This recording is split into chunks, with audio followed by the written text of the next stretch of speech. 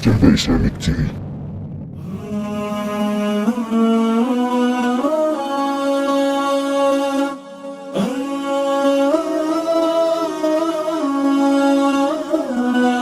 Jada Islamic TV.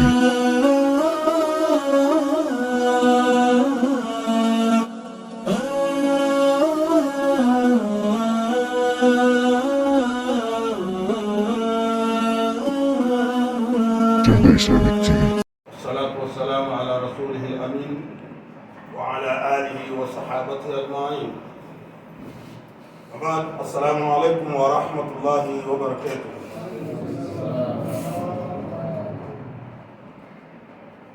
Bonsoir et bienvenue toujours à l'Académie Najm al-Huda pour sa filière de formation en culture islamique, spécialité économie et finances islamiques. Pour cette deuxième séance, nous allons faire un peu la révision sur ce qui était déjà passé dans la première séance. Et cela va nous amener à voir, à écouter l'assistance que vous êtes et voir votre niveau de compréhension. Alors là,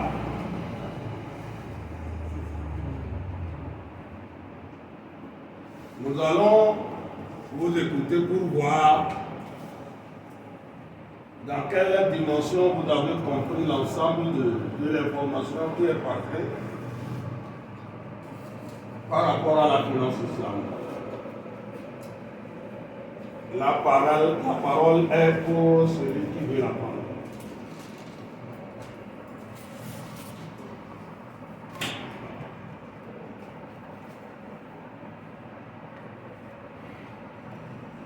Ok, merci El Hajj.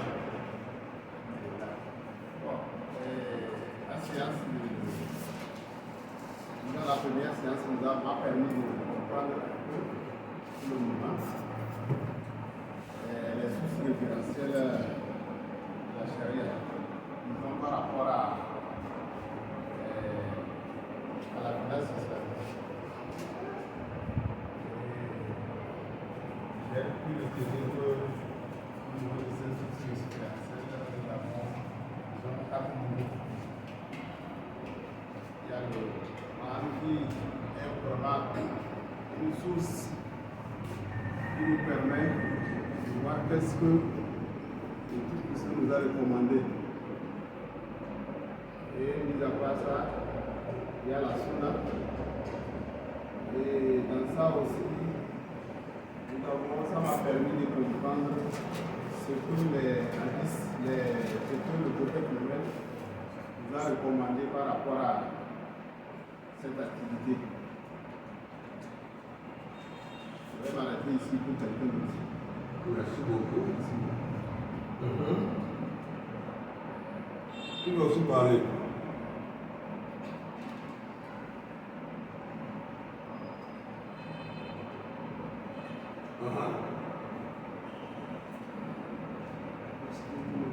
Encore plus fort. Ok. Toi, c'est qui?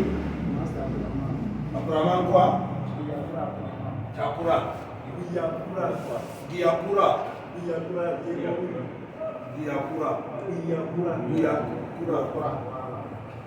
Donc ça tient de Afrique.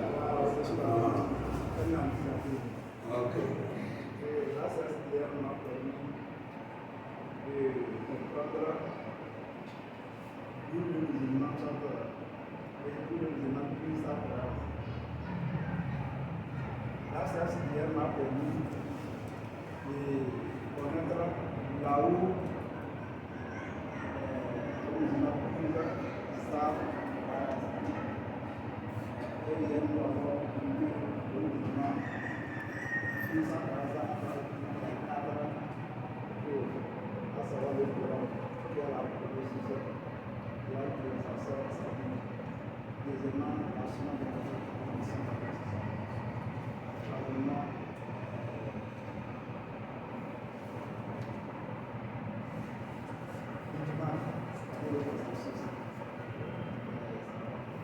faut avoir l'habitude de parler fort. Hein?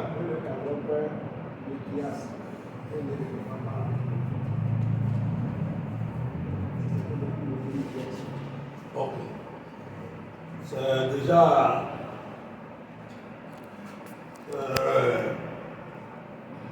déjà promettant parce que on sent qu'avec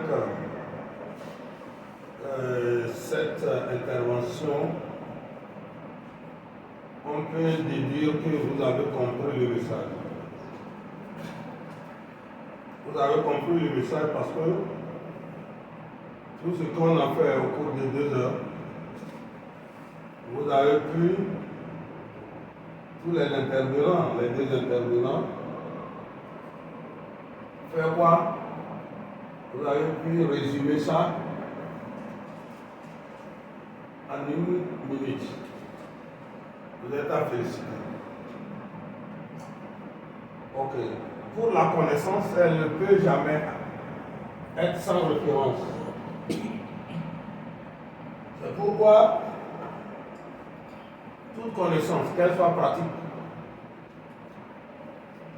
ou idéologique, doit avoir un référentiel sur lequel il se base pour décrire sa théorie et sa pratique. Donc, l'islam étant une religion de connaissance, pas seulement une religion de croyance. Parce que la croyance dans l'islam, sans la connaissance, est quelque chose non souhaité. On ne peut pas prétendre croire à Dieu sans le connaître. Est-ce que c'est vrai? Parce qu'il est dit un alam d'abord. Quand il nous parle d'Allah, il dit un alam. Hein? Connaît. C'est-à-dire, il faut connaître d'abord. C'est dans la connaissance là que tu vas déduire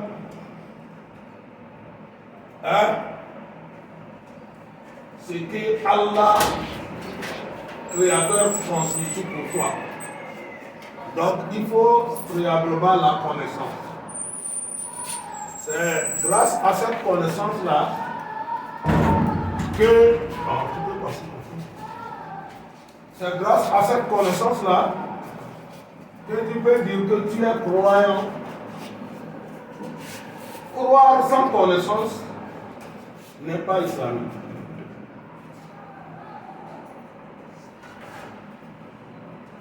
Donc, nous pouvons dire qu'il faut brancher le truc là. Parce que c'est au cours des cours qu'on va faire la politique. Il a amené. On s'est dit que le référentiel de la finance islamique se base sur le référentiel quoi? De la charia. Et la charia, c'est l'ensemble des lois islamiques qui régit la vie de musulmans. Donc ainsi, nous avons retenu que le premier référentiel, c'est Al-Kitab, le Coran, qui est la base référentiel de la source révélatoire. Quand Allah a révélé ça au prophète Mohammed, au messager Mohammed, sallallahu alayhi wa sallam. Maintenant, il y a la sunna qui vient expliquer l'essence parabolique du Coran et donner la pratique même. En plus, il y a le consensus des érudits de l'islam sur les sujets. De quoi?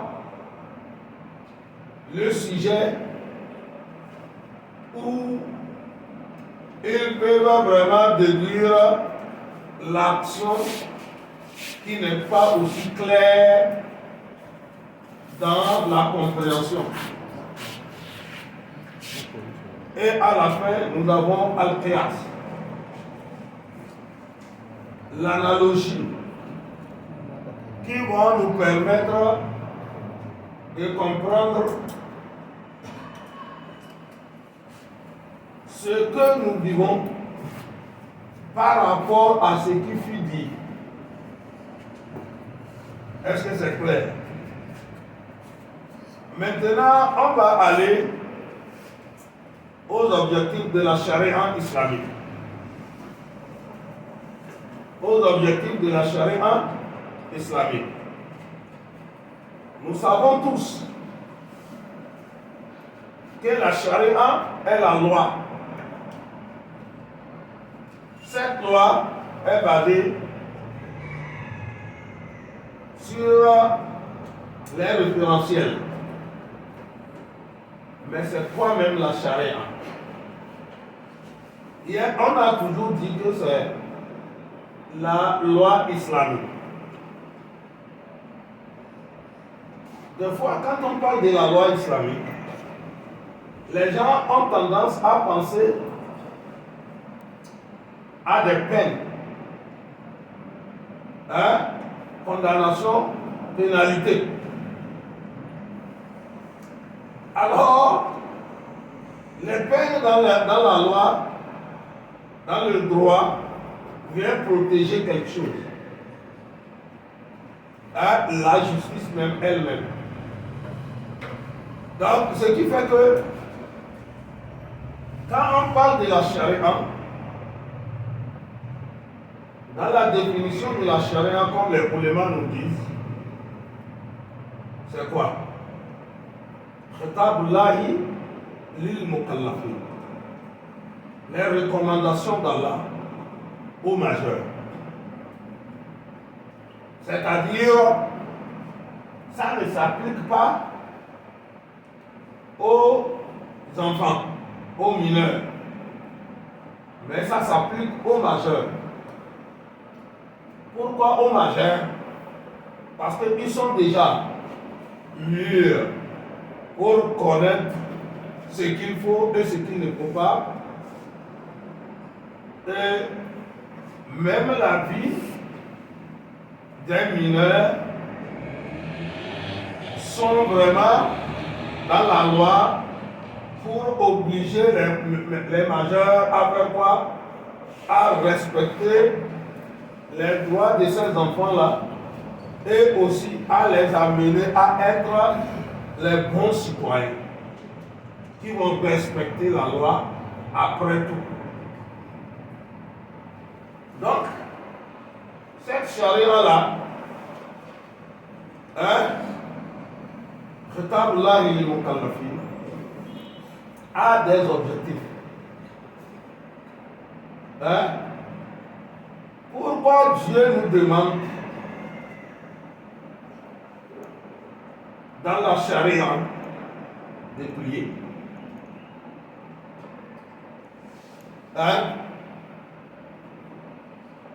Pourquoi? L'objectif de la prière, c'est être en communion avec Dieu.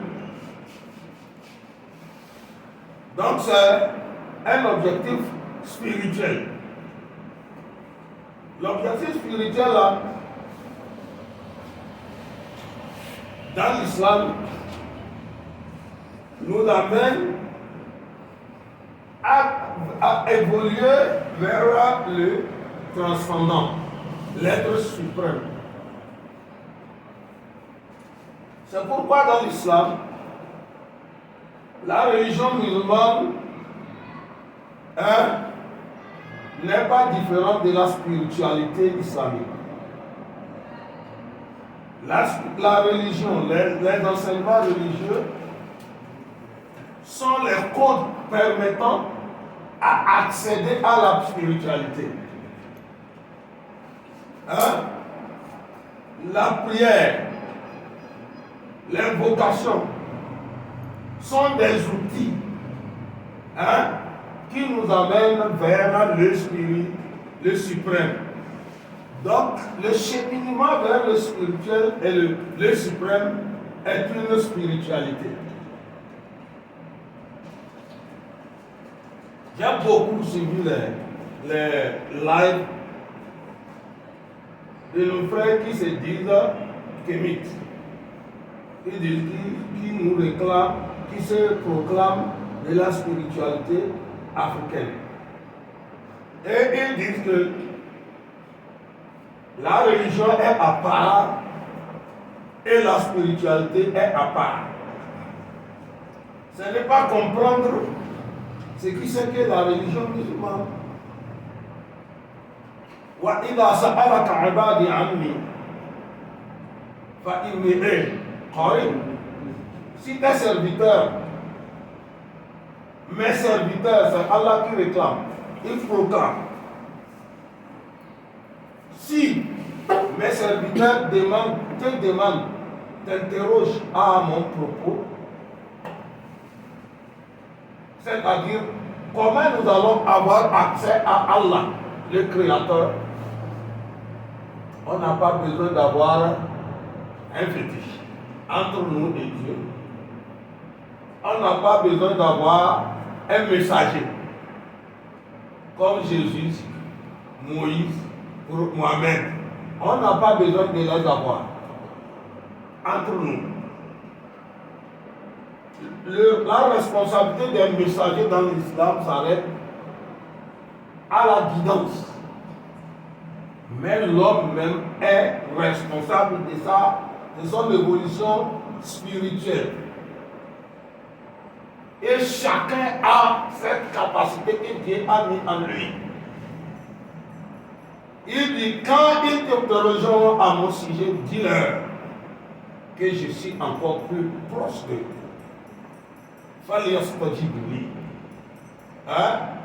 Ils doivent donc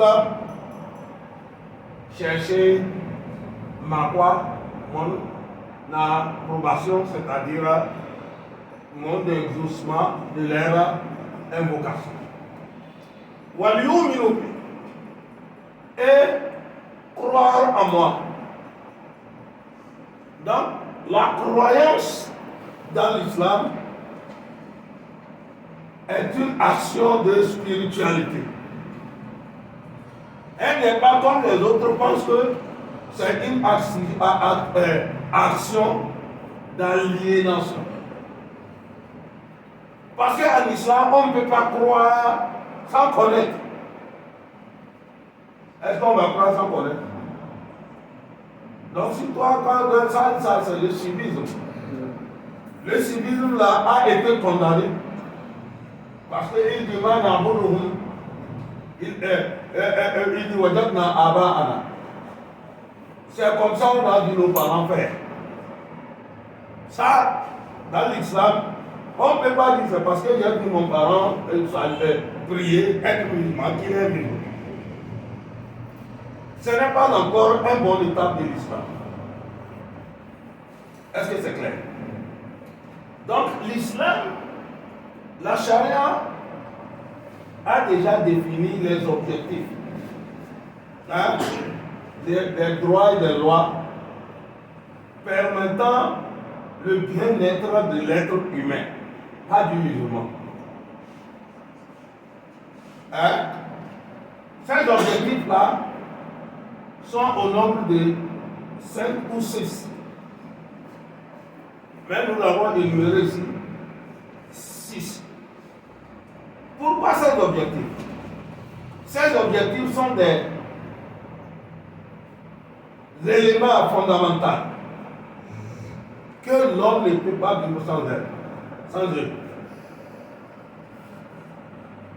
Est-ce que l'homme peut vivre sans religion? Il peut dire que je n'ai pas de religion, mais il a quelque part une croyance, la foi. Est-ce que quelqu'un peut vivre? Donc, tu ne veux pas qu'on parle de la religion. Est-ce que tu peux vivre sans foi? Même ceux qui disent que je ne crois pas, leur croyance c'est que je ne crois pas. Hein? On ne peut pas vivre sans croyance. Ça jamais. Parce que l'homme est créé pour croire en quelque chose. Hein? C'est pourquoi les Hausa disent et dans votre beau de ma Allah, ta beau de ma tour.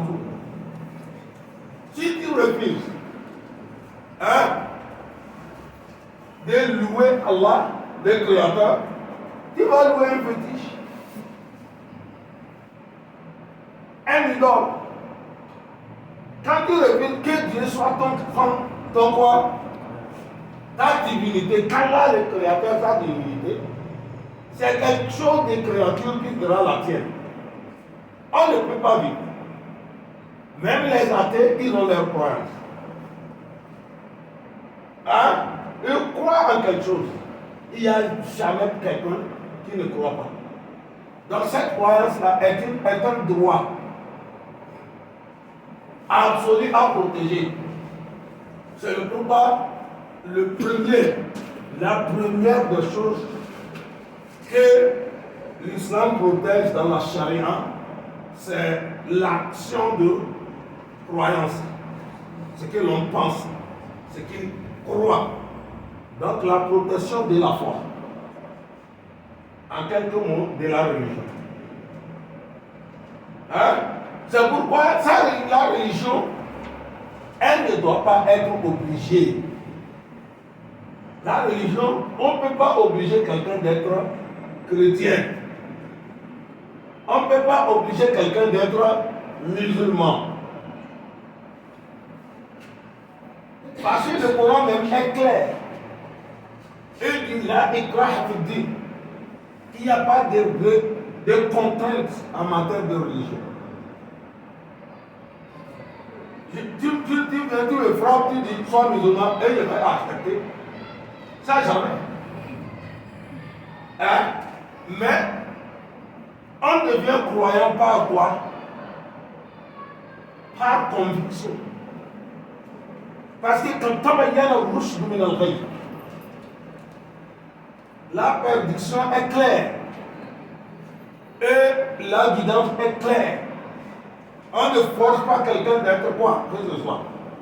Mais chacun le fait parce qu'il est convaincu. Après tout, si cette croyance est protégée, il faut protéger celui-là qui est croyant. Si la religion est protégée, hein? Le non-musulman est protégé, le musulman est protégé, le chrétien est protégé, le juif est protégé. Hein? Le traditionnaliste est protégé, le kémite est protégé. Ce qui veut dire que l'objectif de la charia est atteint. Tout le monde est protégé. Et maintenant, nous allons déclarer que l'homme a protégé sa vie. Parce que la vie, la protection de la vie est là, c'est le second objectif de la charia. On ne touche pas à la vie de quelqu'un. Personne, même quelqu'un qui met son enfant, hein, qui accouche son enfant, n'a pas le droit sur sa vie. Est-ce que tu as le droit d'ôter la vie à ton enfant? Parce que la vie n'est pas la tienne. Donc il faut protéger la vie. C'est ce que la charia islamique vient protéger. C'est pourquoi il est dit من أجل ذلك كتبنا على بني إسرائيل أنه من قتل نفسا بغير نفس فكأنما قتل الناس جميعا ومن أحياها فكأنما أحيا الناس جميعا. C'est pour cette raison que nous avons recommandé aux Juifs. Ça là, c'est ce qu'on appelle Shar Oman Kaplan. Les recommandations qu'on recommande à ceux qui sont devant nous, mais qui nous touchent. Hein? Parce que le Coran dit وَلَا تَقْتُلُوا النَّفْسَ الَّتِي حَرَّمَ اللَّهُ إِلَّا بِالْحَقِّ. Ne tuez pas la vie, ne ôtez pas la vie à la personne que Dieu même a fait sacrée, a donné le sacrilège, la vie sacrée. Ne touchez pas à la vie sacrée. Ça c'est pour le Coran, les musulmans.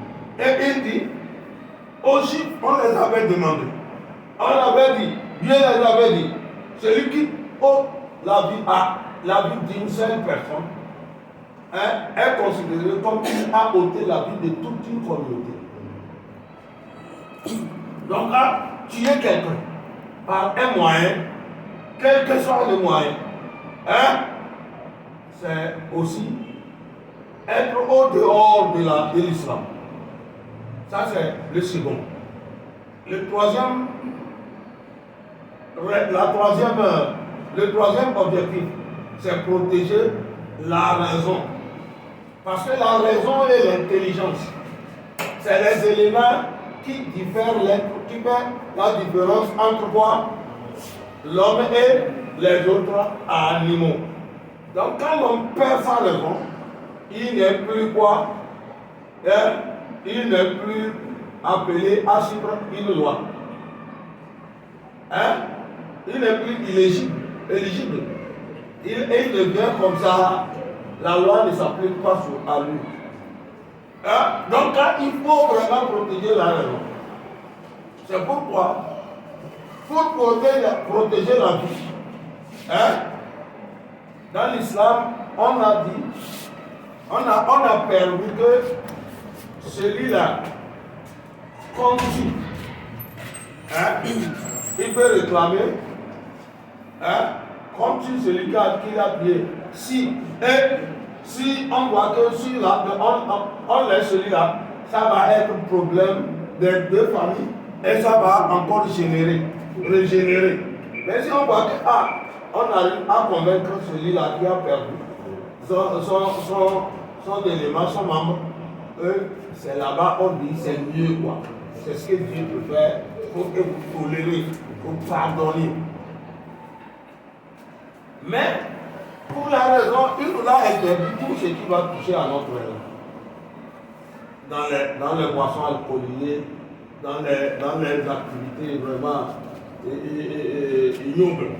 Donc il nous a interdit pour que la raison soit vraiment à la hauteur. Et il nous a parlé de protection des biens. Donc le quatrième, comment dit-on, objectif de la charia, c'est de protéger les biens. Les biens là, c'est la richesse. La richesse, ce n'est pas seulement l'argent. La monnaie, elle vient mesurer la richesse. La richesse, la protection de la richesse. La richesse, tout ce que l'homme a besoin pour vivre et survivre. Pour survivre et vivre. Donc, ce dont on a besoin, regardez, si on a l'argent, on a une partie des biens. Mais on peut avoir des biens sans avoir l'argent. Est-ce que si tu n'as pas l'argent, et que tu as là où dormir, est-ce que tu n'as pas un bien? Alors, les biens là, c'est ce qui donne la nécessité. L'homme a besoin de manger, il a besoin d'habiter quelque part, il a besoin de se déplacer, il a besoin de... Tout ça là, c'est les biens. Donc l'islam vient protéger ces biens-là. C'est pourquoi il est dit wala ta'kulu amwalakum bainakum bil batil.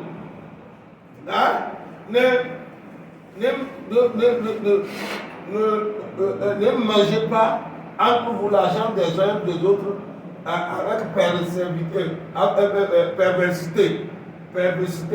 Donc quand tu triches quelqu'un, tu prends son argent. Ce que les banques font, ce que certains États font, ce que la France fait à l'Afrique, ce que l'Occident fait au monde.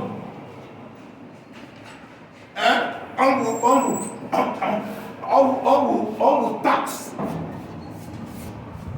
C'est que même certaines institutions de l'État, certains membres de ces institutions-là, qui font, ils viennent, ils vous collent des taxes et ils vous demandent de leur donner dans la corruption. Tout ça là, c'est bouffer l'argent des autres avec injustice. Donc il y a aussi le cinquième, la dignité de l'être humain. La dignité minimum de l'être humain. Ne pas le persécuter, ne pas le calomnier, ne pas le faire subir les actes de racisme, ne pas. Tout ça là, c'est qui? La dignité. Le mettre à l'aise dans son manger, dans son habitation, tout ça là, c'est ce que l'islam vient protéger. C'est pourquoi il est dit qu'un musulman,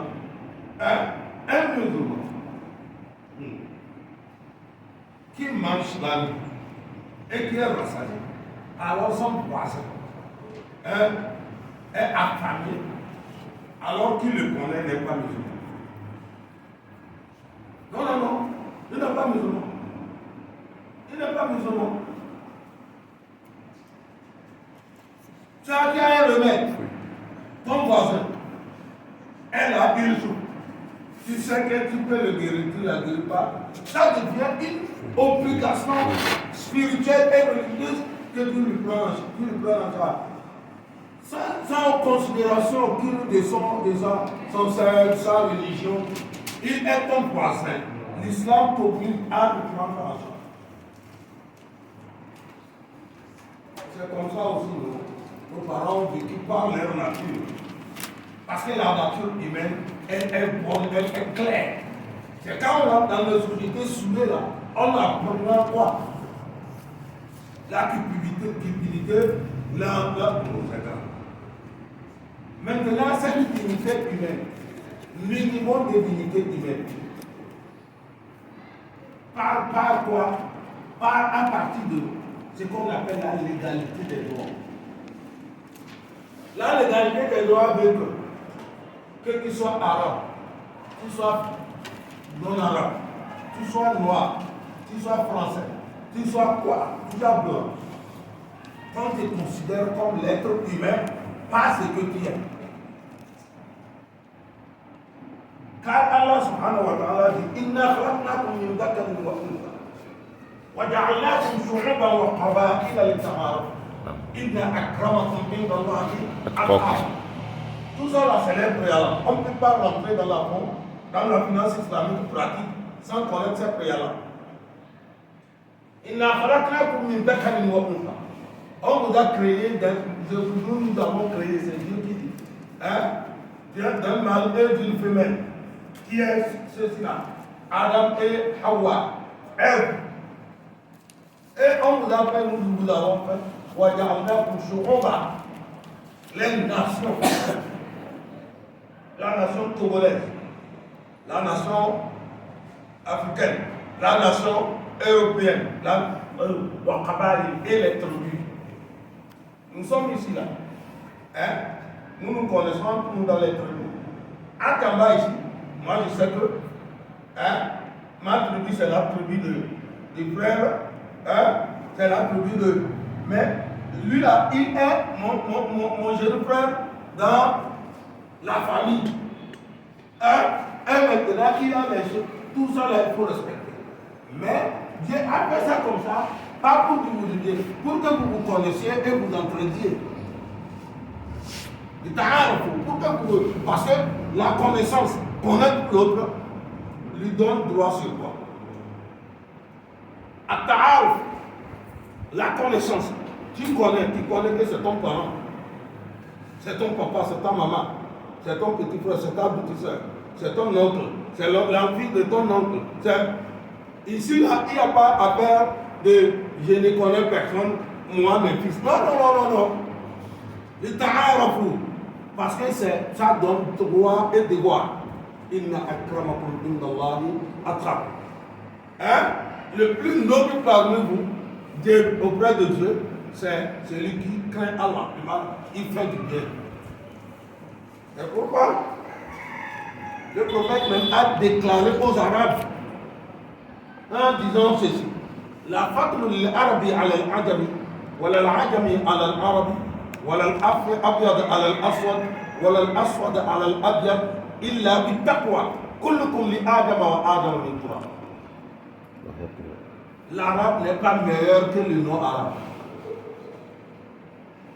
Le blanc n'est pas meilleur que... Ça, c'est la déclaration islamique. Ça, c'est les enseignements du prophète. Eux, on doit venir à notre école. Il ne faut pas qu'ils se restent quelque part, ils collent aux gens. Et ils prennent les jeunes qui n'ont pas appris, ils les mettent dans des situations. Impérialisme, vraiment, des guerres pour la domination. Cette religion de paix là, comment on peut dire qu'un musulman est dans le terrorisme? On sait ce qui sont les terroristes. Dieu est en train de les dévoiler. Ils seront dénigrés, les ennemis de l'islam, de l'humanité. Maintenant, quand il dit l'arabe n'est pas meilleur que le non-arabe. Le blanc n'est pas meilleur que le noir. Kullukum min Adam. Vous tous vous venez d'Adam. Wa Adam min turab. Et Adam vient de la terre. Donc, il est en train de nous donner notre origine où on va considérer pas ce que nous sommes aujourd'hui. Maintenant, la dernière protection, c'est la protection de la progéniture. C'est-à-dire, toi tu es aujourd'hui là, tu es bien. Tu vas détruire les forêts parce que tu veux devenir riche. Tu vas polluer la nature, tu veux devenir riche. Tu vas tordre le système économique parce que tu vas tricher parce que, sans oublier que les enfants sont là. Que la génération vienne, ils vont venir voir quoi? Tu la laisses à ton pays. Ceux qui vont venir, tu fais tout ça là, et tu ne considères pas ceux qui vont venir. Donc ça, l'islam vient protéger les projets de Dieu.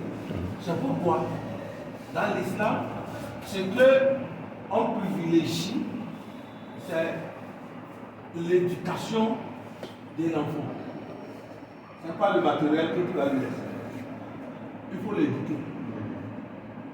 Il faut l'encourager quand il va à l'école. Il faut l'encourager quand toi-même tu as quelque chose, tu lui dis. Des fois tu prends, tu deviens dur pour qu'il comprenne. Des fois tu fais plein. Comme nos frères, des fois tu fais salam. Salam. Donc tout ça là, c'est leur garantir la vie. Et ne pas détruire l'environnement économique, l'environnement spirituel. Ce que aujourd'hui l'Occident est en train de nous imposer. Nous imposer que la femme se marie d'une femme, l'homme se marie d'un homme.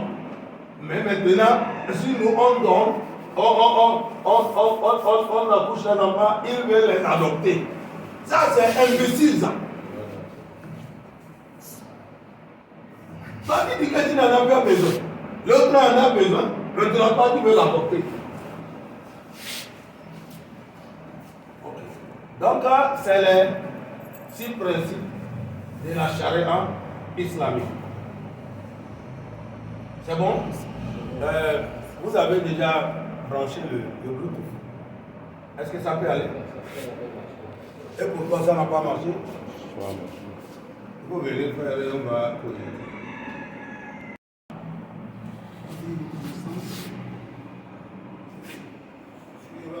Une pratique entre religion et que beaucoup de gens ignorent. Si il faut aller dans le même sens que Allah dit, c'est que, c'est pour approfondir un peu, quand on parle de la protection de la raison, si on peut se référer à toutes les mesures prises pour protéger cette raison. C'est-à-dire, par exemple, la prise de certains aliments, certaines boissons, certaines habitudes peuvent altérer la raison. Voilà. Pourquoi on condamne fermement la consommation d'alcool, de drogue, etc. Voilà. C'est ce que je voulais dire ici. Ajouter.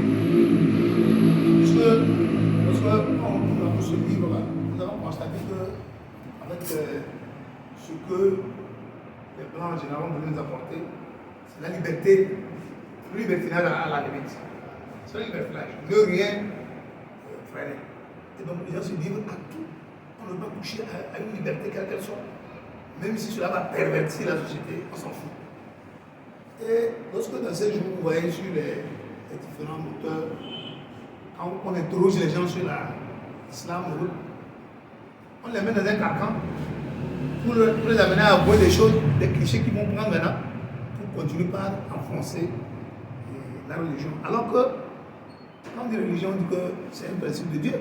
Quand Dieu dit, par exemple, avant dernière, sur un plateau, on a insisté que après le Ramadan, on lui demandait pourquoi l'islam dit de ne pas faire amitié avec un juif et un musulman, de ne pas faire l'amitié. Moi, je les vois tout en haut. Pourquoi tout en haut? C'est Dieu qui nous a créés. C'est Dieu qui a dit que ne faites pas ça. Est-ce qu'il y a quelque chose à expliquer là-bas? À mon sens, il y a un reste. Voilà. Si vous ne pouvez pas, mais allez dire pourquoi, et chercher à changer. C'est on voit ce qui se passe. C'est ce que j'ai voulu aussi dire que la protection de la raison, c'est ça. Les habitudes, par exemple les pornos, on se met à regarder régulièrement cela. C'est ce qui va aller, pas dénier. Procédure de masturbation personnelle, si quelqu'un ça donne la cela, il finira par dénier. C'est ça qui amène ce don. Les gens qui sont bons, ils insistent, et sur le fait des hormones, ils deviennent des femmes. Et ils sont à l'aise comme ça. Ah.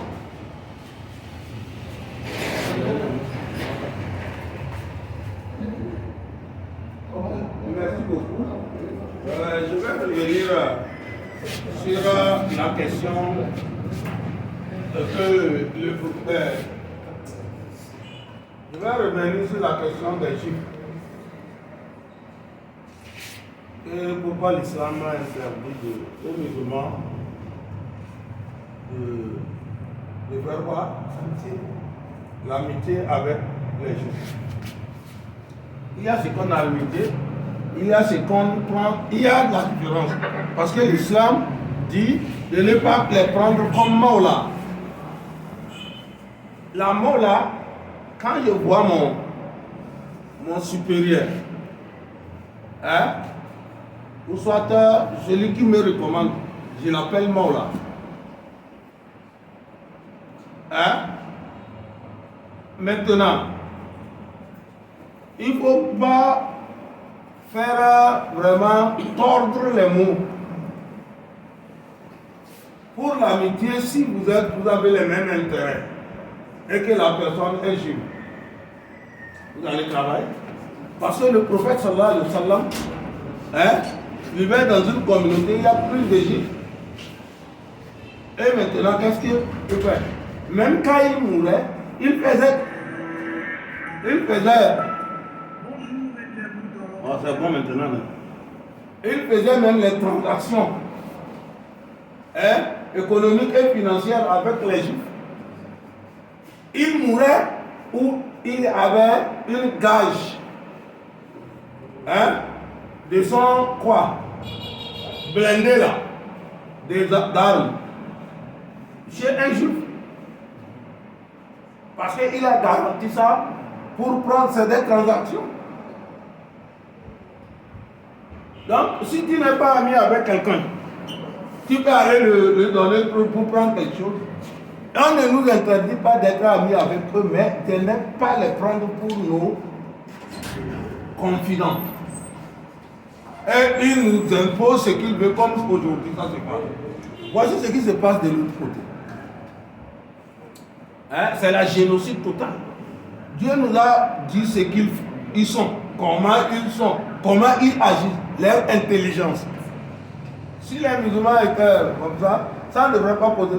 Le moment où les Juifs ont pu vraiment vivre, c'est le moment où ils ont vécu sous les règnes de l'Empire islamique. Donc, on ne dit pas d'être ennemi de quelqu'un, mais il faut vraiment connaître telle limite. Avec lui. Même les musulmans, il a la règle qui dit que il ne faut pas t'asseoir avec quelqu'un qui est pervers. Est-ce que cela veut dire qu'on ne veut pas que tu travailles avec les gens? Donc il faut bien comprendre les choses. Merci. J'allais ajouter que la religion nous recommande la provision sociale. J'allais ajouter que la religion nous recommande la provision sociale. Donc en principe, la provision sociale ne se limite pas seulement aux musulmans. Avec d'autres religions et autres. On peut collaborer. Comme vraiment on ne va pas vraiment nous agir sur notre religion. Nous sommes, et surtout l'être humain, c'est l'être humain. Donc on a tout faire, surtout qu'il y a des recommandations par rapport aux études qui nous amènent à défendre l'être humain. Voilà, ils ont protégé l'être humain, la vie quoi. Donc ça veut dire que quelque part, que tout ça nous doit les hommes musulmans. On doit collaborer. Et seulement, on doit être prudent. Plutôt même c'est à nous de les tirer vers nous. Et tirer nous tirer vers leur religion. Il a merci beaucoup. Il a la règle qui est claire. Il dit وَلَنْ تَرْضَى عَنْكَ الْيَهُودُ وَلَا النَّصَارَى حَتَّى تَتَّبِعَ مِلَّتَهُمْ. Les juifs et les chrétiens ne seront pas satisfaits de toi jusqu'à ce que tu suives leur religion. Est-ce que toi tu seras d'accord que tu ne suis pas ta religion? C'est une règle quoi. Que chacun fait quoi? Chacun veut que l'autre vienne chez lui. Mais dans ça, si toi-même tu sais que ce que tu fais est bon, et que tu vas faire avec lui, ils te donnent les recommandations à sortir de la religion, comme ils ont fait dans les protocoles des sionistes là. Ils vont changer les comportements, ils vont tout ça là, tu vas les suivre. Et c'est ça, de ne pas être habitué avec eux. C'est pas ça. Merci beaucoup. Donc maintenant, on va aller au principe de la finance islamique. Mais avant d'aller au principe de la finance islamique, on va suivre ce petit film sur le reportage de la finance islamique. Bonjour et bienvenue dans l'entretien de l'intelligence économique, l'émission consacrée aux Français.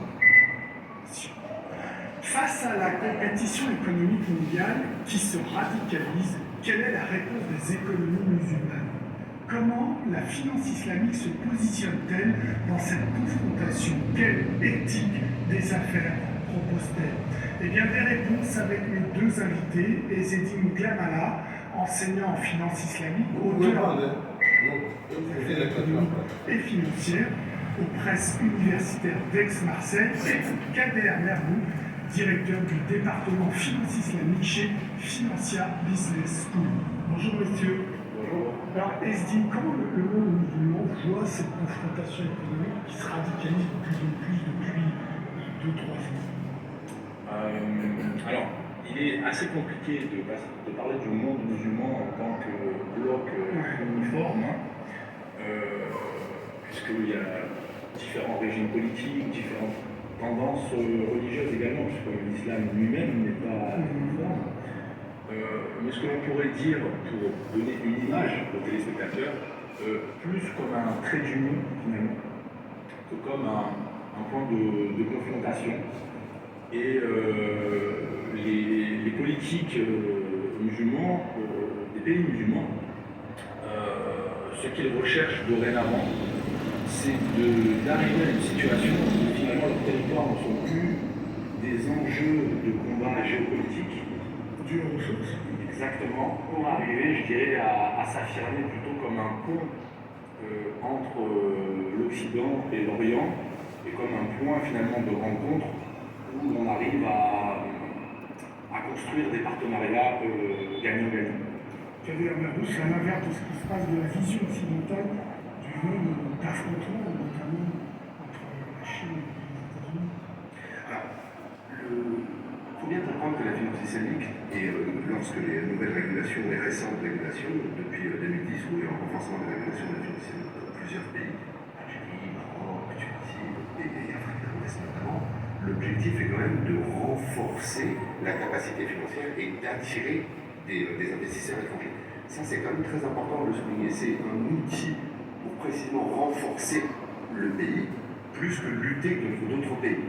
On a des vraies problématiques sur les pays en Afrique, au Moyen-Orient, sur des questions notamment d'inclusion bancaire. Et là où la finance islamique, pour des raisons religieuses, beaucoup de gens s'éjectent du système bancaire. Donc il y a vraiment une logique intra-pays, plus qu'une logique de compétition. La seule compétition qui existe dans le cadre de la finance islamique, c'est attirer et diversifier la base des investisseurs. Là, on a eu plusieurs pays, le Luxembourg, qui a émis alors c'est une émission obligataire. On a eu l'Angleterre qui a émis, mais plusieurs d'autres pays, mais pas forcément des pays musulmans, pour attirer les nouveaux investisseurs. Donc on est plutôt dans une compétition pour attirer des investisseurs internationaux, pour investir dans les pays, plus qu'une logique de confrontation, qu'elle soit régionale. Donc il n'y a pas de positionnement par rapport à l'affrontement Chine-États-Unis avec l'Europe entre les deux. C'est toujours compliqué de se positionner dans un affrontement de ce type-là face à ces deux mastodontes économiques. On est plutôt dans une tradition de toute façon qui est la tradition islamique, de développer, comme le disait Kader Merdoux, la coopération. Aidez-vous dans l'accomplissement des bonnes œuvres de la piété plutôt qu'une logique guerrière. Donc on parle aussi bien à Washington qu'à Pékin. Et on fait des affaires aussi bien avec les Chinois. Oui, de toutes les façons, c'est ce que l'on doit faire. D'un point de vue diplomatique, il faut pouvoir parler avec tout le monde. Si on souhaite défendre au mieux ses intérêts et faciliter justement la coopération, puisqu'on sait que la coopération dans les affaires permet justement de générer de l'activité, de l'investissement, de la production et donc de la croissance et de la richesse. Coopérer avec des modèles qui sont quand même différents. La finance politique qui est différente de la finance traditionnelle occidentale, on est d'accord. Justement, en fait, ce modèle éthique, c'est un modèle, si vous voulez, même si on revient au fondement et aux racines, islam, c'est quoi islam? Islam, si on prend la racine trinitaire en arabe, c'est S-L-M, salam. Salam, c'est la paix. Donc, si c'est la paix, on peut raisonner sur quels sont les germes, je dirais, de la guerre et quelles sont celles de la paix. Eh bien, pour que la paix puisse régner, il faut qu'il y ait une justice.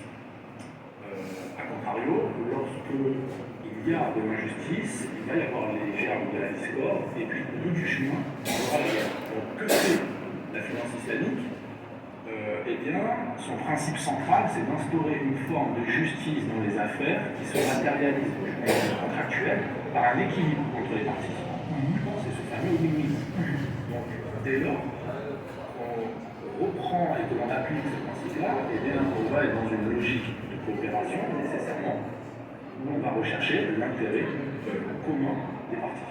Alors, pourquoi les pétromonarchies musulmans investit son argent dans un cadre occidental où la finance ne respecte pas ses vertus ou cette éthique musulmane. Pour des raisons évidentes de rentabilité. D'accord, donc. Pour des raisons évidentes de rentabilité. Après, il faut bien dissocier. Je me souviens d'une intervention du président du fonds d'investissement du Qatar qui disait, en parlant de son pays, lorsqu'il était venu à Paris, il disait l'État n'a pas de religion, en parlant du Qatar. Donc, l'État n'investit pas, notamment parlant de son fonds souverain, il n'a pas d'obligation d'investir en respectant les règles du secteur. Il n'était pas dans ces problématiques-là. Mais je pense que pour beaucoup de pays, c'est la recherche de la sécurité des investissements. À titre individuel, par le grand prince, par les grandes fortunes. Ça, on est moins sûr, puisqu'on voit moins leur exposition au portefeuille, mais ça reste un caractère individuel. Là, peuvent s'insérer des problématiques éthiques pour un individu et pour un État.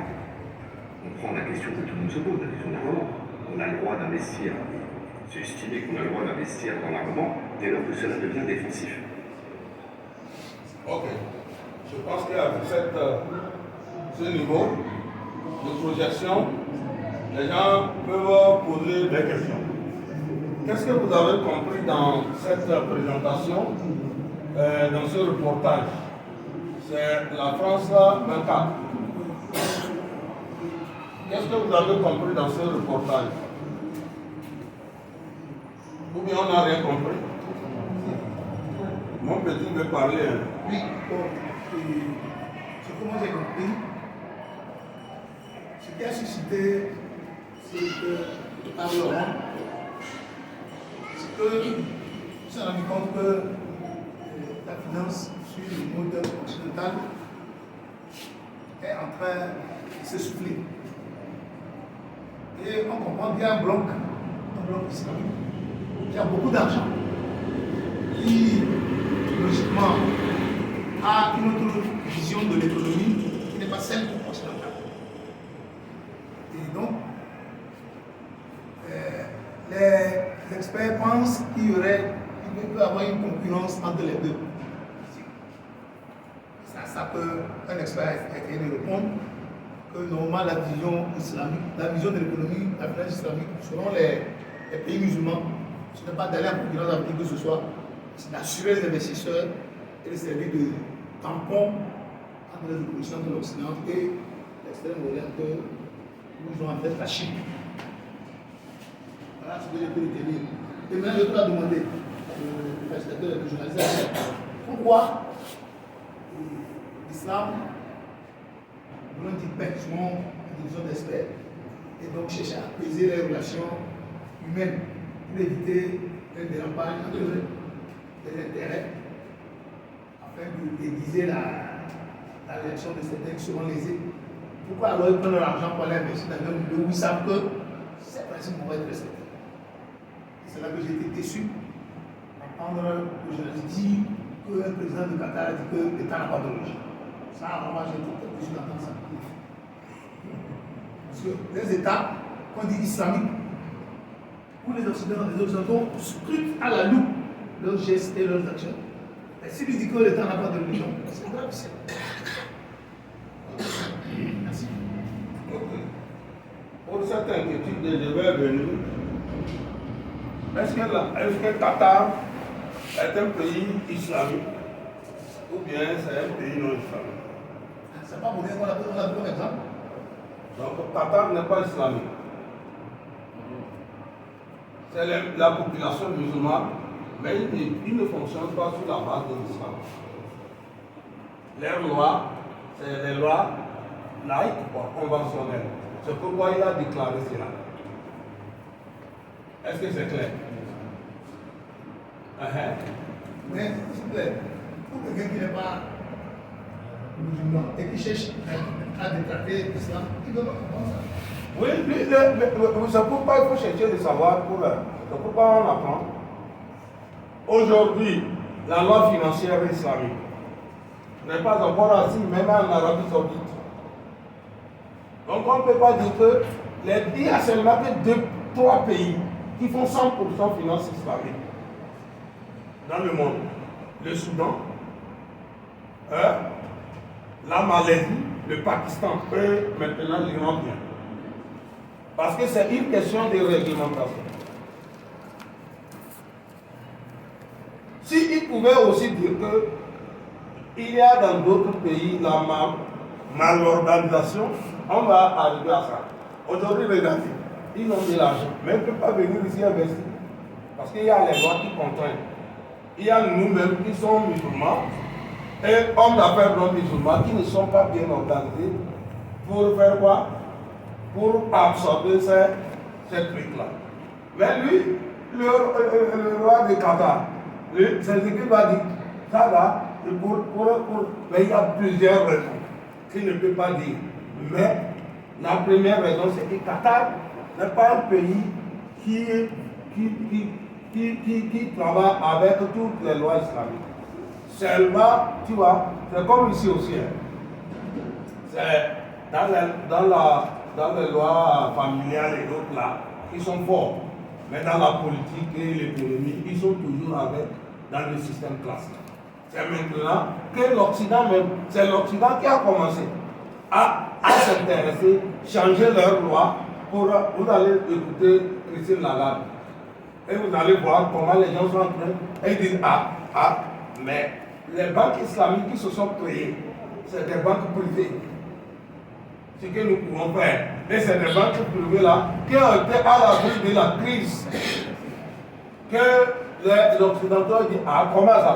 Ils sont venus, maintenant les États ont commencé à changer. Je fais un peu les voix. C'est ce que j'avais compris. Okay.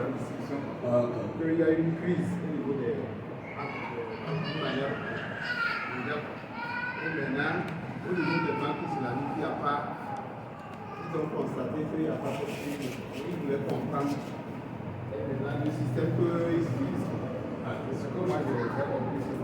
Et maintenant, ils sont arrivés à expliquer que la plupart du temps, les banques islamiques cherchent à équilibrer. C'est pas l'association entre peut-être le Seigneur qui a besoin de banquier.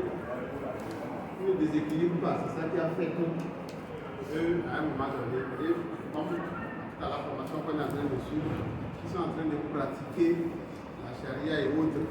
C'est ça qui amène ces banques-là d'être là. De ne pas avoir une crise. Merci. On peut évoluer avec des interventions. Pluralisme. Quand tu ne parles pas, je ne suis pas content. Il ne faut pas oublier la liste des présents. Maintenant, on va aller au principe. Quand nous allons parler de... Allah dit, vous voulez dire encore. Je reviens sur le point de allez, je pense que ça vous a éclairci. Que le Qatar ne pratique pas.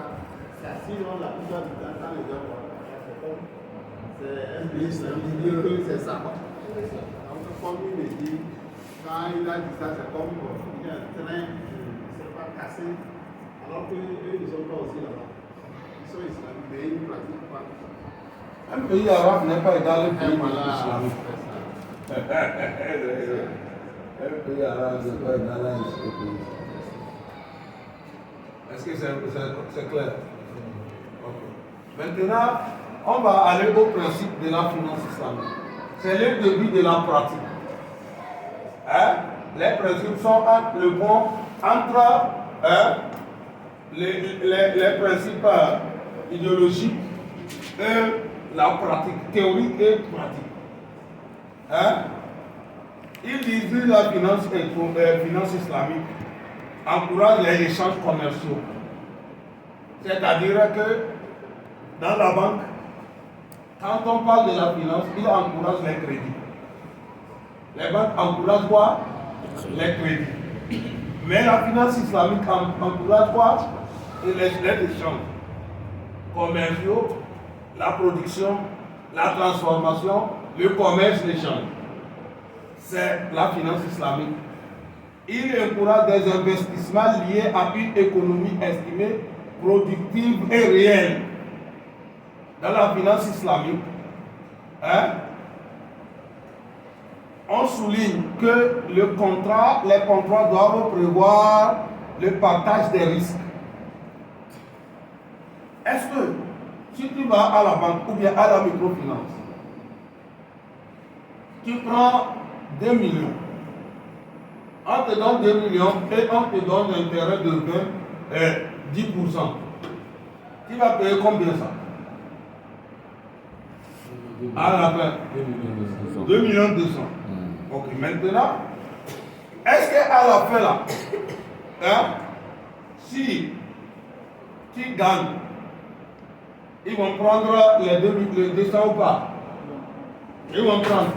Mais si tu perds, hein, ils vont récupérer toujours les 200, les 2 millions d'intérêts, récupérer quoi? Le capital, et si tu ne pas ta vie, ils te collent quoi? Des intérêts. Des quoi? Des pénalités de l'État. Mais l'islam n'est pas comme ça. On partage la finance islamique. Donc ainsi l'islam enseigne que l'argent ne pouvant en aucun cas être objet tout seul d'un contrat. Hein?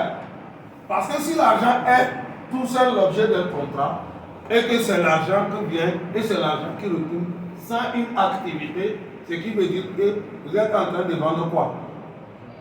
Vous êtes en train de vendre l'argent. Alors l'argent n'a pas une capacité de produire.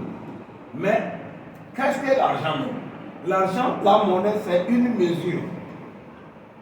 Une mesure de l'activité.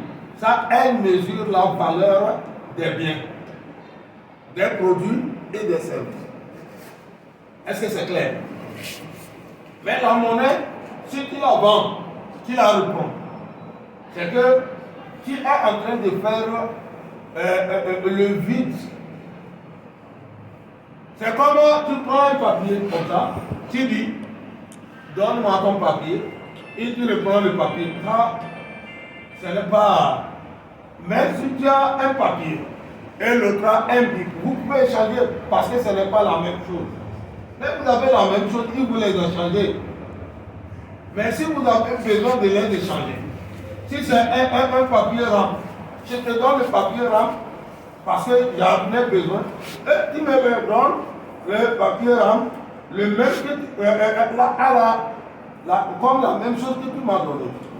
Mais tu dis, donne-moi le même papier rame. Et je te le donne après tout. Ça devient aussi la vente de la même chose à valeur. À valeur quoi? À valeur de papier. Est-ce que c'est clair? Donc maintenant, la fiqh al-mu'amalat,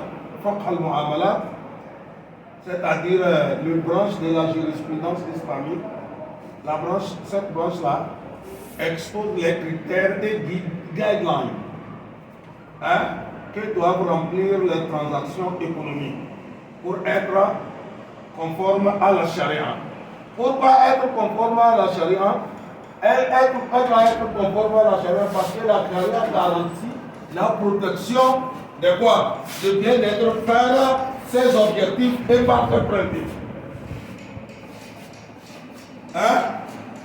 Ça doit être conforme à la charia parce que la charia garantit, vous avez suivi, vous allez encore comprendre.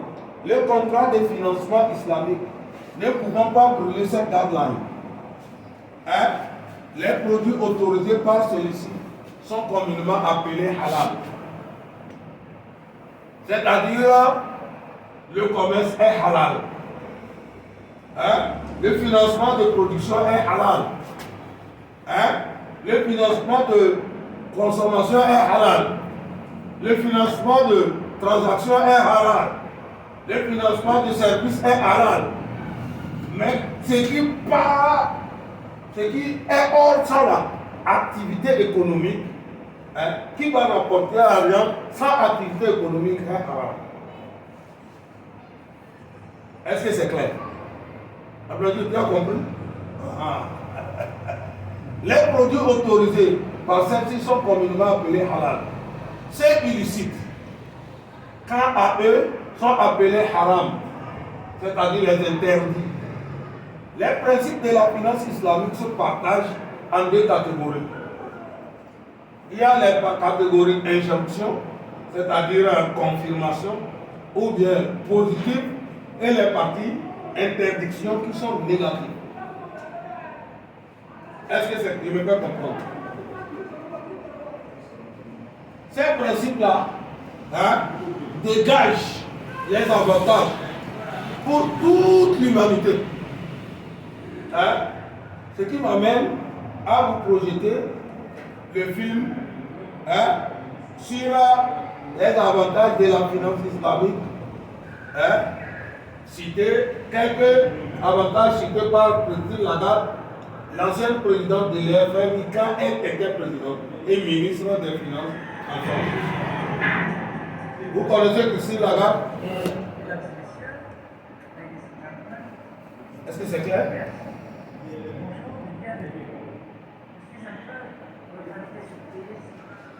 L'année dernière, le grand plaisir de recevoir à Paris en juin dernier l'Union des banques arabes pour un sommet international. Et je suis heureuse de ne pas tout simplement pour vous indiquer ce que le gouvernement français a déjà amélioré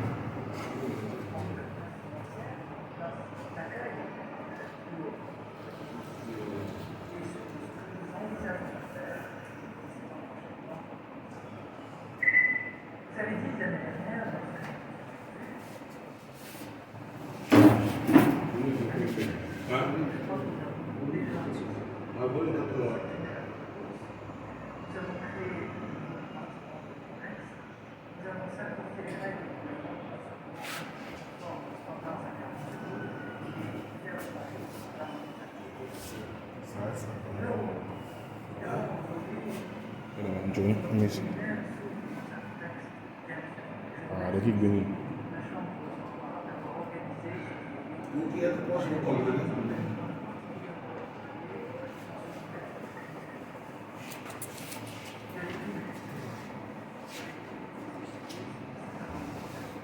Je comprends, hein?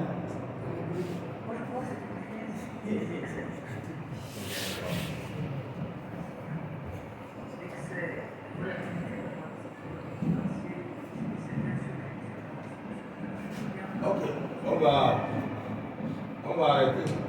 Mais qu'est-ce que vous avez compris? Hein? Ok, c'est bien compris.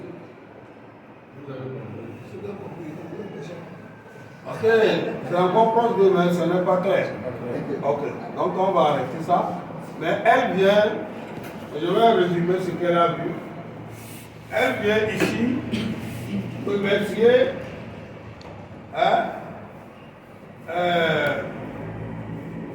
la chambre arabo-commerciale, la chambre de commerce arabe, pour avoir organisé la rencontre sur la finance islamique. Et elle dit qu'elle a été invitée pour la première rencontre. Elle a suivi, mais ce qui les a amenés à vraiment comprendre le fond, et ils ont pris les dispositions à changer beaucoup de choses par rapport à la loi pour que la France soit un terrain qui abrite quoi? La finance islamique.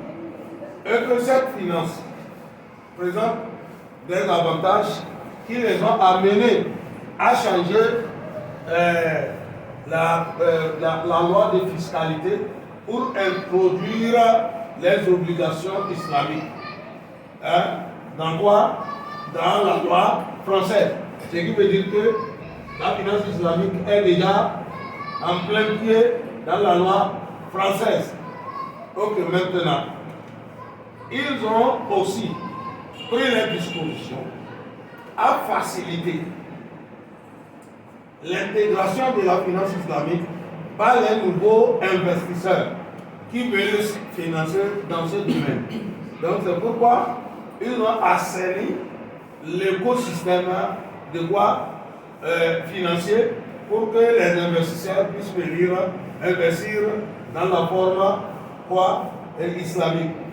Donc elle a aussi dit que cela les a permis d'aller loin, hein, pour faire en sorte que cette,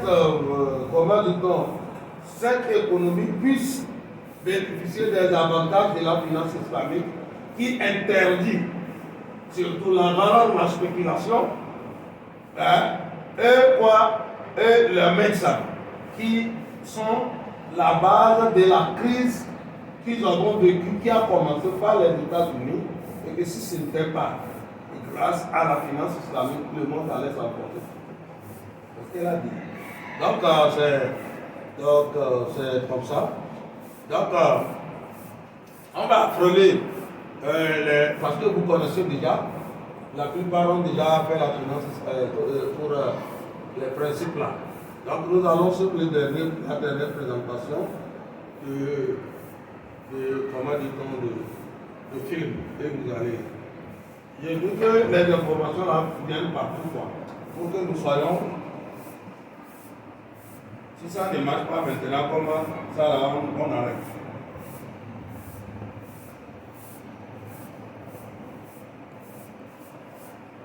C'est branché?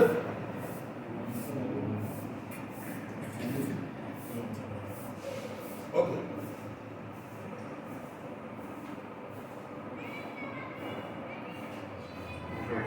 Merci beaucoup. Permet d'ajouter indépendamment à vos fonctions et au remerciement de votre présence ici, le fait qu'il m'a été donné en tant que directeur de la rédaction du Figaro d'avoir accès à certains éléments qui font que je peux vous assurer, et certaines personnes de salle ici, que le chèque a rendu à l'État français. Vous avez fini? Vous avez fini notre partie là? Je vais arrêter d'abord. Le vieux là, le vieux que vous voyez là, hein, il est africain d'origine. Il est mauritanien. Il est le vice-président, hein, du comité des oulémas du monde. Son nom c'est Ibn Beya Al-Mahfouz. Hein? Il est spécialiste. Il a le niveau de fatwa. Hein? C'est un grand ouléma en lui.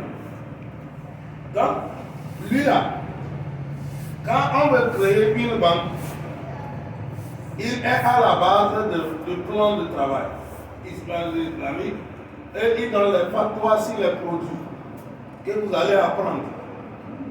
Donc, il est avec toutes les banques islamiques et il donne comme ça les avis juridiques dans le droit des affaires. Parce qu'il fait avocat des affaires, il fait ministre. Là-bas, maintenant, il n'est plus en Mauritanie. Parce qu'il dépasse la Mauritanie dans son truc là. Donc maintenant, quand il y a eu la crise de 2018, la France est foncée.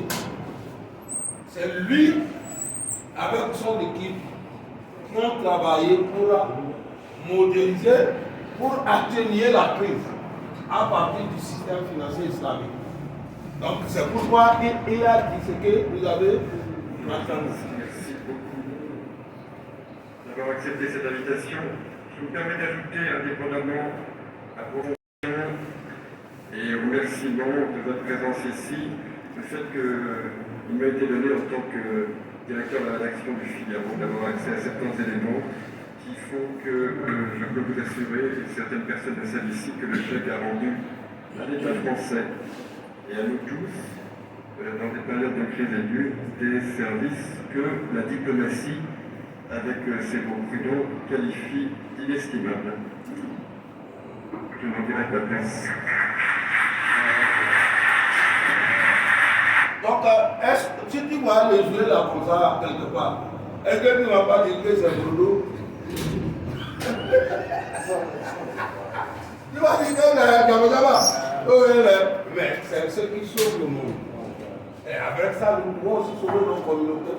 Si on ne peut pas sauver le monde entier, on peut trouver, nous avons des Kotokolis, nous avons des Yoruba, nous avons des Kabiens, nous avons les bébés. On va sauver toutes ces communautés-là. Il suffit que nous soyons ensemble. Ils font quoi dedans? Ils n'aiment pas ça.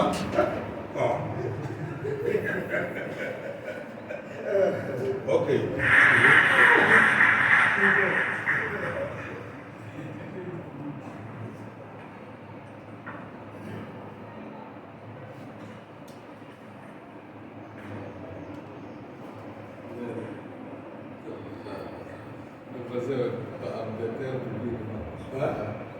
Ambedeur,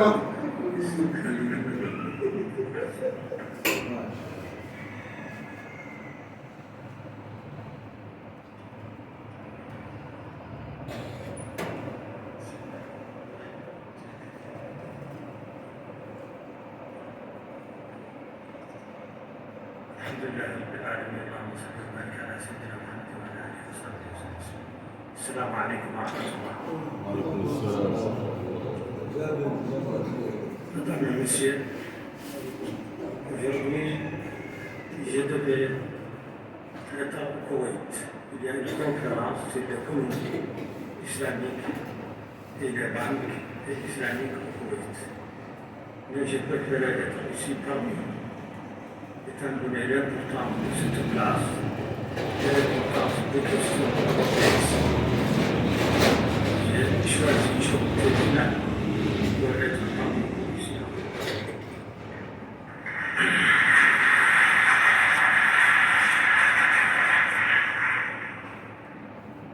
Excusez-moi, excusez l'accent, pas tout à fait la tête. Merci de cet encouragement. Voilà aujourd'hui que la législation islamique dans le domaine financier se propose de jouer un rôle de médiateur entre l'Occident et le monde musulman. On dirait que le rôle de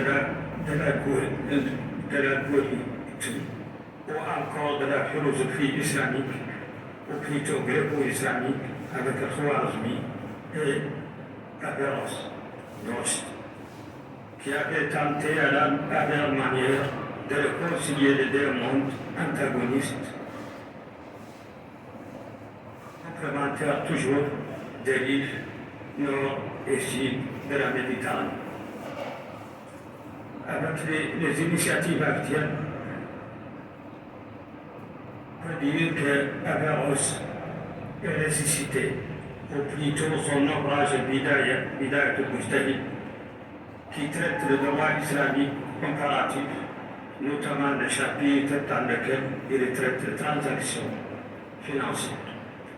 Ce chapitre commence par des types de vices qui peuvent toucher les différents contrats terroristes et répertorie 5 types de vices contractuels se référant à la foi du livre saint et de la tradition prophétique, à la logique et à l'expérience humaine qui détermine ce qui est l'intérêt général.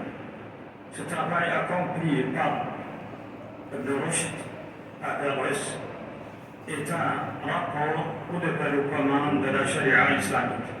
Permettez-moi donc d'appeler la définition de ce terme qui semble combien problématique de nos jours. La charia est une série de règles, limites, de principes, de jugements détaillés, couvrant le domaine de l'éthique, du comportement de la relation humaine dans tous les aspects. Ainsi, son corps se compose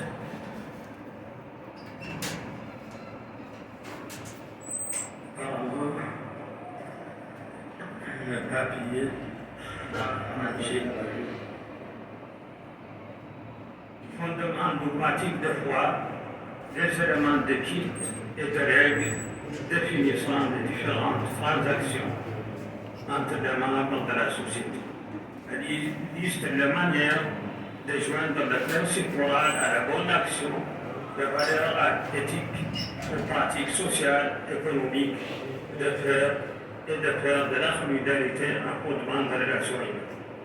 ainsi la jurisprudence islamique, dont l'objectif et la ressource d'inspiration sont les textes révélés et la parole du prophète, ainsi que la raison et l'expérience humaine au fil des siècles. Je pense que c'est clair. À partir de ça, on va prendre 2 personnes et maintenant on va terminer parce que on va terminer, on va citer seulement les principes, on ne va pas trop faire les commentaires parce que les principes sont encore clairs, mais on verra. C'est parce qu'on avait déjà fait ça pour les autres, les uns les autres après pour. Vous avez le document et ça va aller. Si quelqu'un, 1, 2 personnes ont des choses à dire par rapport à ce qu'ils ont écouté, donc ça va nous faire plaisir. Ça va sur la projection. Qu'est-ce que vous avez vu dans la projection?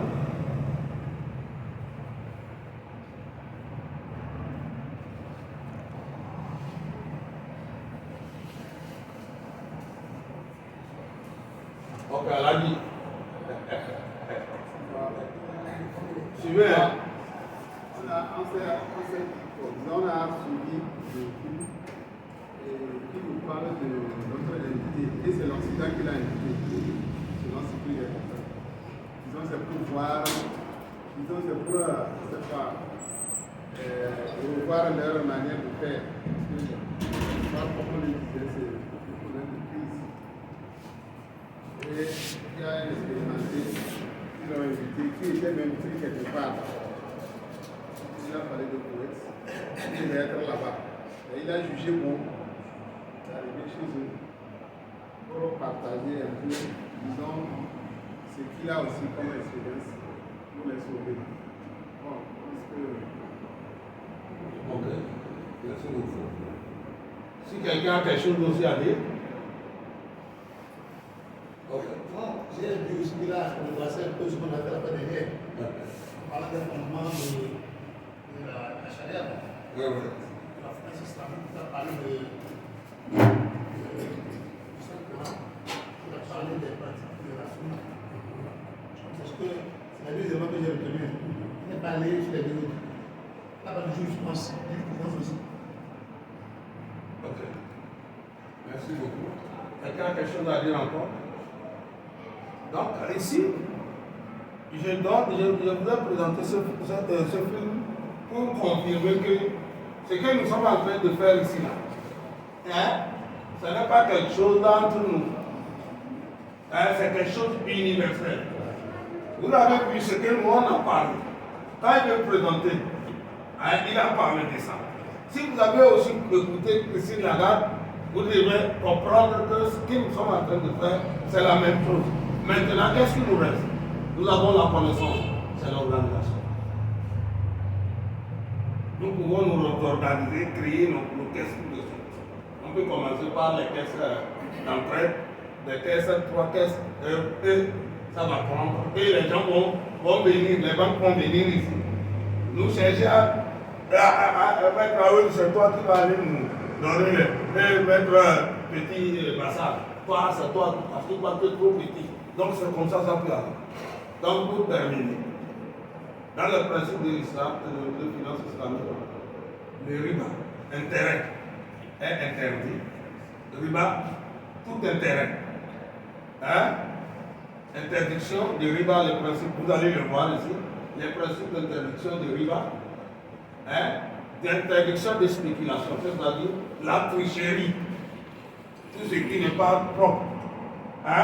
Interdiction d'investir dans ce qui est haram, l'alcool, les cigarettes, les drogues, la pornographie, tout ça là, c'est interdit. L'interdiction de... maintenant, il y a d'autres. Il y a partage de pertes et de profit. Ce qui veut dire qu'on doit travailler avant de gagner. Et on va partager. La banque apporte l'argent. Le travailleur apporte le travail. Si vous gagnez sur le travail, la banque gagne une partie des bénéfices parce qu'elle a apporté l'argent. Et le travailleur gagne une partie parce qu'il a travaillé. Si vous avez perdu, hein, vous partagez la perte. Celui qui a travaillé perd quoi? Quand un travail, celui qui a apporté l'argent perd son argent. Ça, c'est la banque. C'est le principe de partage des pertes et des bénéfices. Est-ce que c'est clair? Maintenant, il y a le principe d'adossement à l'actif tangible. C'est-à-dire, on ne peut pas financer quelqu'un parce qu'il y a la garantie, et là, de contrat, on peut voir là. Il faut que l'action soit là. Donc, dans l'islam, on cherche d'abord, dans la finance islamique, on répertorie les activités que nous avons d'abord. Hein? Voilà la compétence. Dans notre travail, on a travaillé, on a demandé à Pyramide de nous de licencier les producteurs. Hein? Ouais, je peux dire que nous avons à notre actif pas moins de 300 producteurs. Donc, si on va licencier les commerçants, on licencie. Donc, c'est comme ça, il faut voir le travail d'abord avant d'appeler l'argent. Nous, on peut appeler l'argent. Moi, je peux appeler l'argent. Hein? Mais si on appelle l'argent, ça va venir. Ça va venir faire quoi? Donc, c'est pourquoi il faut s'organiser entre nous. On ne pense pas comme la banque, on passe à la base, la communauté. C'est pourquoi le premier projet que les gens ont proposé qu'on va faire, le projet de consommation, c'est déjà bon. On a 1000 personnes qu'on va inscrire sur le marché. Et on les apporte à chaque mois, on les apporte de quoi faire une paix. Donc il y a ça, actif tangible, pour la prise en charge de quoi? La prise en charge des problèmes sociaux et pour ceux qui ont des difficultés. Donc je pense que c'est les 6 principes de la finance islamique que nous allons boucler la séance avec. Mais pour finir, je vais vous dire que la seconde séance, ça sera le vendredi et samedi prochain. Mais le vendredi et samedi prochain, là, on va commencer à 17h. Finir à 20h. Hein? Il faut que chacun soit là. Est-ce que vous êtes d'accord? Oui. Hein? Si on comprend, hein? On va prier, non? On va prier. Le musulman avec sa prière. Si tu poses. Ok, c'est ça la proposition. Je pense que nous sommes arrivés à la fin pour la seconde séance. Et vous avez passé le truc là. Vous allez ramasser les attentes et autres là pour que je revienne avec ça. Donc nous sommes arrivés à la fin. C'est à la fin, mot de clôture. On remercie beaucoup notre formateur. Je pense qu'on est en train d'aller à petit coup. On est en train d'aller lentement et sûrement. Et on espère que nous tous sommes engagés à finir le module, quelle que soit sa valeur, parce que nous allons beaucoup tirer profit. Et nous disons un grand merci d'avance à notre docteur, notre formateur, parce qu'il est toujours disponible. Encore, on se dit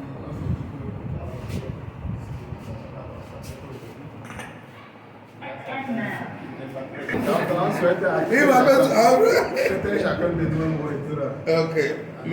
Merci beaucoup. Merci beaucoup.